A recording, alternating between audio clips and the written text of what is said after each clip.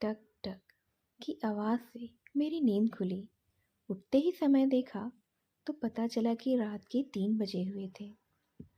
वो आवाज़ सुनकर मैं हैरान था, क्योंकि उस समय मैं कमरे में अकेला ही था। मैं अपने पलंग से उठा और कमरे से बाहर की तरफ देखा। बाहर सब कुछ शांत था, बस तेज हवाएं चल रही थी, जिनकी आवाज़ मैं साफ साफ सुन सकता था। उस आवाज़ का कारण हवा को समझकर मैं वापस सोने जाने लगा।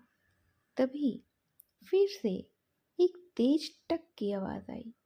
वो खटखटाने जैसी आवाज़ थी। मुझे लगा शायद खिड़की के कांच पर हवा से कुछ टकरा रहा होगा। मैं खिड़की के पास गया और आसपास देखने लगा। देखते देखते एक बार फिर से वही आवाज़ आई। अब की बार मुझे पता चला कि वो आवाज़ मेरे पास की ही अलमारी से आ रही थी।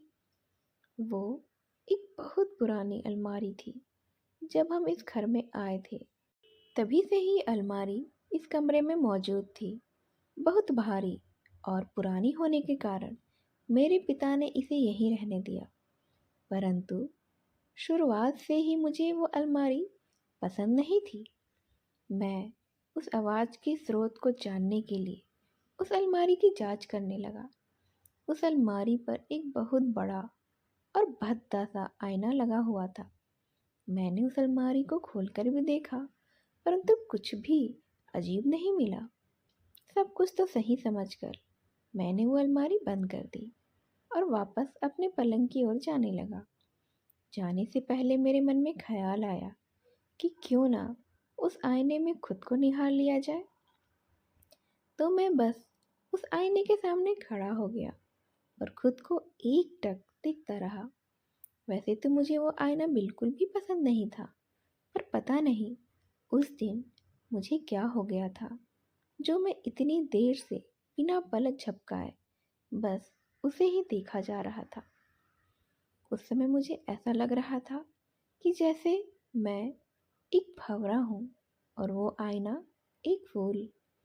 जिस प्रकार एक फूल एक भंवरे को अपनी तरफ आकर्षित करता है, उसी प्रकार वो आईना भी मुझे आकर्षित कर रहा था। हर तरफ पूर्णतः शांति, और मैं उस असीम शांति के बीच उस आईने को बस देखे जा रहा था। तभी उस शांति को काटती हुई एक तीर की भांति वही टक की आवाज़ वापस आई। अब मैं जान चुका था उस आवाज़ का स्रोत। वह तो एक आईना ही था। मैं उस आवाज़ को और ध्यान से सुनने के लिए उस आईने को करीब से देखने लगा। मैं बस उस आईने में अपने आप को ही घूर रहा था। बहुत देर तक लगातार देखने के बाद मैं उस आईने से दूर जाने लगा, पर मैं उस आईने से अपनी नज़र नहीं हटा पाया। बहुत कोशिश के बाद भी मैं उस आईने के आगे से नहीं हट पाया। करीब 10 मिनट तक सब कुछ शांत रहा, परंतु फिर कुछ ऐसा हुआ जिससे मैं सर से पैर तक डर के मारे सहम गया। उस आईने के अंदर के मेरे प्रतिबिंब ने एक अजीब सी हल्की सी मुस्कान दी। फिर मेरे देखते ही देखते उसने अपना हाथ उठाया और उस आईने पर खटखटाकर वही आवाज़ निकाली। मैं डर के मारे काँप रहा था, पर फिर भी उस आईने से अपनी नज़र नहीं हटा पा रहा था। ना चाहते हुए भी मुझे उस प्रतिबिंब की डरावनी आंखों में देखना ही पड़ रहा था। उसकी आंखों में एक अलग ही रोशनी थी, जिसके अंदर मैं खोया जा रहा था। कुछ देर बाद मेरा प्रतिबिंब कुछ अजीब से शब्द बोलने लगा, जिन्हें सुनकर मैं पूरी तरह से उस सफ़ेद रोशनी में खो गया और फिर शायद बेहोश हो गया।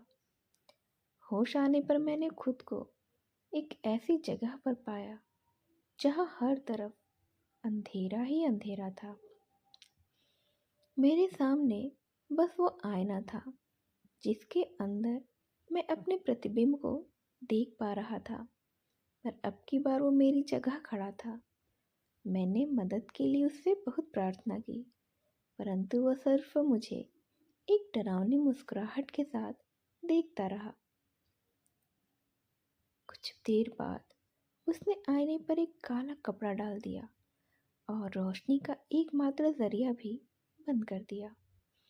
मैं अब एक कैदी बन चुका हूँ तथा इस असीम अंधेरे में आज़ादी की एक किरण की आस में ही जी रहा हूँ। वही मेरा प्रतिबिंब मेरी जगह पर मेरा जीवन जी रहा है। वह हर रात उस आईने से वो कपड़ा हटाता है और घंटों तक मुझे ही देखता रहता है। अंत में मैं बस यही कहना चाहूँगा कि पता नहीं इस असल दुनिया में कितने ही प्रतिबिंब सामान्य लोगों के बीच जी रहे हैं। वह धीरे धीरे अपनी संख्याओं को बढ़ा रहे हैं।